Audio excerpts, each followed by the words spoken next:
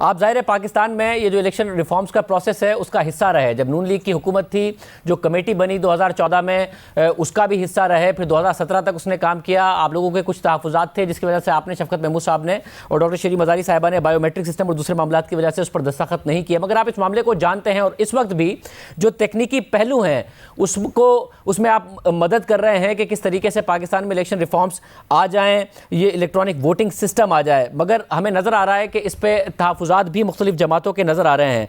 और सब आप समझते हैं कि पाकिस्तान में अगले इंतखाबात में ये सिस्टम अप्लाई हो सकता है, दुनिया की मिसालें देखते हुए, कि इलेक्ट्रॉनिक वोटिंग के ज़रिए मामलात आगे बढ़ जाएं और इलेक्शन हो जाए? अच्छा जनाब अली, पहले तो मैं एक तफरीक में मुसलसल पिछले दिनों टेलीविज़न देख रहा था, लोगों के तहफ़्फ़ुज़ात थे, जेन्युइन तहफ़्फ़ुज़ात थे। मैं इसको सेपरेट करना चाहता हूँ। इलेक्ट्रॉनिक वोटिंग सिस्टम का मतलब ये नहीं कि पेपर बैलेट इसमें नहीं चल रहा, इसमें पेपर बैलेट भी चल रहा है। लिहाजा इलेक्ट्रॉनिक वोटिंग सिर्फ इलेक्ट्रॉनिक काउंट नहीं है बल्कि पेपर बैलेट भी चल रहा है, क्योंकि हमने जो 2016 में जो स्पेसिफिकेशंस तैयार की इलेक्ट्रॉनिक वोटिंग सिस्टम के हवाले से, और उसके अंदर मेरी कमेटी के अंदर पीपल्स पार्टी, JUI और PMLN सब लोग शामिल थे और मुत्तफ़िक़ा एक रिक्वेस्ट फॉर प्रपोजल्स और स्पेसिफिकेशंस बाहर आई। अच्छा, वो स्पेसिफिकेशंस क्या थी? आप बिल्कुल क्लैरिटी के साथ समझ लें कि ये वोटिंग सिस्टम है क्या। एक तो इंडिया ने प्योरली इलेक्ट्रॉनिक वोटिंग सिस्टम चलाया है 1985 से। उसमें है ये कि आपने बटन दबाया और वो रिकॉर्ड हो गया, कोई रसीद नहीं, किसी ने कोई देखा नहीं, वो सिस्टम। अब इंडिया भी इस तरफ जा रहा है कि पेपर रसीद और ये पेपर बैलेट ज़रूर हो। तो ये जो इलेक्ट्रॉनिक वोटिंग सिस्टम है ये कहला रहा है इलेक्ट्रॉनिक, मगर इसमें पेपर बैलेट भी चल रहा है। लिहाजा पुराना सिस्टम अपनी जगह पर मौजूद है। तो मैं आपको समझाना चाहता हूँ कि यह है क्या। एक तो पहला इसका हिस्सा ये है जो बायोमेट्रिक आइडेंटिफिकेशन, जो आजकल कोई बैंक अकाउंट आप नहीं खोल सकते उस बग़ैर अपने फिंगरप्रिंट ID के। तो 2016-17 के अंदर जो इलेक्टोरल रिफॉर्म्स एक्ट मंजूर हुआ, उसमें 2 क्लॉजेस थे। वो ये था कि बायोमेट्रिक आइडेंटिफिकेशन मशीन्स और इलेक्ट्रॉनिक वोटिंग सिस्टम को ट्राई कर लिया जाए। तो ये जो बायोमेट्रिक आइडेंटिफिकेशन है इसको ट्राई किया गया, यास्मीन राशिद साहिबा का इलेक्शन हुआ था उसके अंदर, और ECP ने उसको मंजूर किया। क्यों? क्योंकि उसके अंदर 82% लोगों का रिकग्नाइज हो गया और 9% के फिंगरप्रिंट अच्छे ECP के पास नहीं थे। तो समझ लीजिए 82 नहीं बल्कि 91% रिकग्नाइज हो गए। लोगों को मैं ये समझाता हूँ कि 91% अगर लोग, जैसे टोल टैक्स गाड़ी में बैठकर देते हैं, तो इलेक्ट्रॉनिक टोल टैक्स में गाड़ी रुकती नहीं है, निकल जाती है। तो 90% लोग अगर निकल जाएं बग़ैर किसी बहस के, तो 8-9% रह गए, तो वो वोटर लिस्ट के साथ और तस्वीर के साथ वो पुराने सिस्टम पर बैकअप के तौर पर वहाँ मौजूद होंगी। तो पहला तो ये है कि वोटर आइडेंटिफाई हो गया कि झूठा वोटर नहीं है, गलत वोटर नहीं है, फिंगरप्रिंट आइडेंटिफाई हो गया। जब ये हो गया, ये अलग चीज़ है, बिल्कुल बायोमेट्रिक आइडेंटिफिकेशन है, ये इलेक्ट्रॉनिक वोटिंग मशीन नहीं है। इसके बाद जो प्रिसाइडिंग ऑफिसर होगा वो एक वोट के लिए बैलेट, ये इलेक्ट्रॉनिक वोटिंग मशीन को ऑन करेगा। अब इसमें क्या होगा? इसमें यह होगा कि पहले आप मोहर लेकर बैलेट पेपर पर लगाते थे, अच्छा, और वो फिर काउंट होता था बैलेट पेपर। इसमें यह होगा कि इसके अंदर आप अगेन जो सिंबल है, बल्ला, टाइगर, तीर, उसके ऊपर बटन दबाएंगे। बटन दबाया, वो बैलेट पेपर के ऊपर वो प्रिंट आ गया बल्ले का, और बैलेट पेपर पतला सा होगा, छोटा सा होगा। वो प्रिंट या तो अपने हाथ से आदमी लेकर बैलेट बॉक्स में डालेगा, या जब वो मंजूरी देगा तो वो प्रिंट कट के खुद ही बैलेट बॉक्स में गिर जाएगा। ये बैलेट बॉक्स खाली करके सुबह दिखा दिया जाएगा सबको।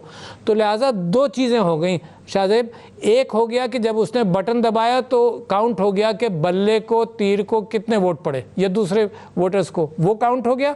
ये जैसे ही वोटिंग ख़त्म होगी ये काउंट इसमें प्रिंट कर निकल आएगा, और बैलेट पेपर अपनी जगह मौजूद हैं डिब्बे के अंदर। तो बैलेट पेपर्स की गिनती अलग रहेगी, जो बंदे ने खुद देखकर, मंजूर कर या अपने हाथ में लेकर उस बैलेट बॉक्स में डाला। ये कॉन्सेप्ट है। अब इसमें बताइए कि लोगों को समझ नहीं आ रही, वो समझते हैं कि इलेक्ट्रॉनिक वोटिंग के अंदर पता नहीं क्या क्या गड़बड़ हो जाएगा, कि वोट अलग गिने जाएंगे। भाई बैलेट पेपर अपनी जगह मौजूद है, इलेक्ट्रॉनिक वोटिंग मशीन सिर्फ ये कहा जा रहा है कि इसमें इलेक्ट्रॉनिक काउंट भी होगा और बैलेट पेपर भी मौजूद मतलब होगा। और ये जो बैलेट पेपर प्रिंट होगा ये सिक्योरिटी के ऊपर प्रिंट होगा और इसकी प्रिंट जो है वो स्पेसिफिकेशंस के एतबार से 5 साल रहेगी जनाब। वैसे अब इस पर जो दो मामलात हैं, पहले इलेक्शन कमीशन वाले मामले पर बाद में आऊँगा मैं, मगर इस पर एक एतराज़ ये आया है कि जो पहले ही जो फिजिकल फॉर्म में वोटिंग होती है उसमें बहुत ज़्यादा एतराज़ात हैं और एतराज़ात ये सामने आते हैं कि जी फॉर्म 45 रिकनसाइल नहीं हो रहा, काउंटर फॉइल नहीं रिकनसाइल हो रहा है, इतने सारे एतराज़ात होते हैं। अगर एक इलेक्ट्रॉनिक मामला भी आ गया तो वैसे ही होगा कि जी जो इलेक्ट्रॉनिक वोट है उसके साथ जो फिजिकल वोट है वो नहीं रिकनसाइल हो रहा, पोलिंग एजेंट के मामला नहीं रिकनसाइल हो रहे, तो ये बहस और जो मामला है वो और फैल जाएगा इख्तलाफात का, बजाय इसके कि कम हो जाएगा। अच्छा जनाब अली, आपने ये कहा कि जी इलेक्ट्रॉनिक वोट और पेपर वोट रिकनसाइल नहीं हो रहा, इसकी बहस को पार्टीज़ बैठ जाएं और पार्टीज़ मंजूर करें तो ये जो हाथ से उठाना और बैलेट पेपर को डालना है, इसके बजाय वो बैलेट पेपर वो देख ले कि ये सही है और वही कट कर बैलेट बॉक्स में गिर जाए तो दोनों के काउंटिंग के अंदर फ़र्क होने का इम्कान नहीं है। और ये रूलिंग दे दें कि अगर काउंट का फ़र्क है तो जो फिज़िकल बैलेट होगा वो प्रायोरिटी लेगा, बात ख़त्म हो जाती है। 2-4 का फ़र्क भी आया तो ये फिज़िकल जो बैलेट पेपर हैं ये काउंट होंगे, वो बात सही हो जाती है। दूसरी बात ये कि आपने ये कहा कि इसके ऊपर फॉर्म नहीं मिलेगा, ये जो इसमें से प्रिंट आउट निकलेगा वोटिंग ख़त्म होने के बाद हैं वो तो इलेक्ट्रॉनिक का प्रिंट आउट हो जाएगा और ये बैलेट पेपर अपनी जगह मौजूद है। वो प्रिंट आउट हर पोलिंग एजेंट को मिल जाएगा इमीडिएटली, 5 मिनट के अंदर वो प्रिंट आउट हर पोलिंग एजेंट को मिल जाएगा कि कितने वोट किसको पड़े। अच्छा, जैसे ही आपने चैलेंज किया कि नहीं जी ये काउंट होना चाहिए, ये सील्ड बॉक्स है, खोलकर आपको दिखाया गया था, आपने इसको सील किया था, बैलेट पेपर्स वोटर ने देखकर इसके अंदर डाले हैं, तो ये बैलेट बॉक्स जो है ये काउंटिंग के लिए फ़ौरन तैयार हो सकता है। तो लिहाजा is just adding a safety standard, इन सारी चीज़ों को ओवरकम कर रहा है कि ये कहाँ चले गए और कहाँ नहीं आए और फिर काउंट हो रहा है। तो this is a backup, electronic count is a backup with a रसीद जो फ़ौरन मिलेगी। अच्छा, दूसरा जो मामला है, क्योंकि इलेक्शन कमीशन से हमने बार बार इस पर मौक़िफ़ मालूम करने की कोशिश की मगर नहीं आया, मगर एक्सप्रेस ट्रिब्यून में एक रिपोर्ट छपी जिसमें इलेक्शन कमीशन के हवाले से ये बात है कि जी बाई इलेक्शन में हमने कोशिश की इलेक्ट्रॉनिक वोटिंग की, वो तजर्बा उस तरीके से कामयाब नहीं हुआ। और दूसरा उनकी तरफ से ये कहा गया है कि जी अभी तक हमें तो कोई प्रेजेंटेशन दी नहीं गई है, क्योंकि आप टेक्निकल मामलात भी देख रहे हैं और टेक्निकली हेल्प करना चाहते हैं इलेक्शन कमीशन को इस सारे के सारे मामले में, तो ऑपोजिशन पार्टीज कॉन्फिडेंस में नहीं है मगर इलेक्शन कमीशन को भी कॉन्फिडेंस में नहीं लिया गया अभी तक।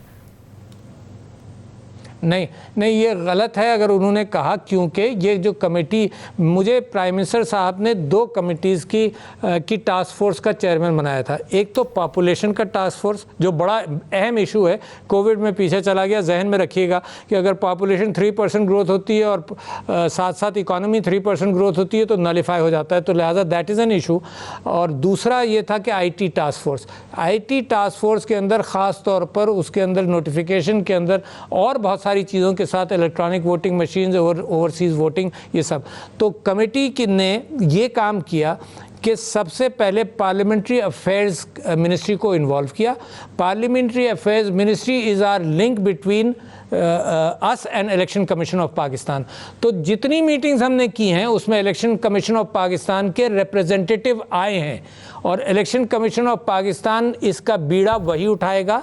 इसको हम, ये 3 मिनिस्ट्रीज मदद कर रही हैं। लीगल साइड पर ministry of parliamentary affairs represented है जो लीगल इश्यूज़ को कवर करेगी और उसकी वजह से इलेक्शन कमीशन को आने में कोई इतराज़ नहीं, क्योंकि ministry of parliamentary affairs is the link. दूसरी है मिनिस्ट्री ऑफ IT।